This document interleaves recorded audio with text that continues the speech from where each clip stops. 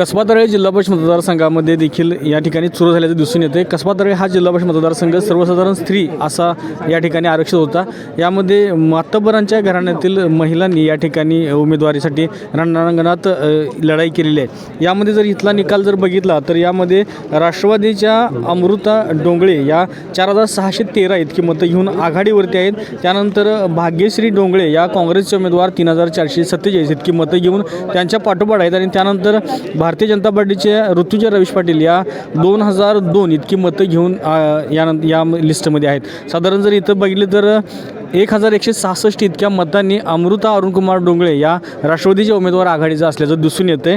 त्यानंतर या ठिकाणी जी कौल पंचायत समिती आहे यामध्ये स्वाती चरापले या काँग्रेसचे उमेदवार 3215 इतकी मतं घेऊन आघाडीवरती आहेत। राष्ट्रवादीच्या पूनम पाटील या 3726 इतकी मतं घेऊन त्यांच्याही पुढे आहेत। आणि त्यानंतर भारतीय जनता पार्टीच्या आवळीकर प्रणाली या 1161 इतकी मतं घेऊन त्यांच्या पाठोपाठ आहेत।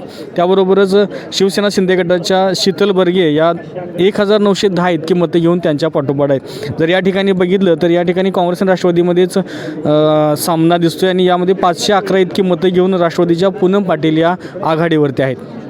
अशाच नवीन अपडेट्स आणि आपल्या भागातील बातम्यांसाठी या चॅनलला लाईक करा, शेअर करा आणि सबस्क्राईब करा।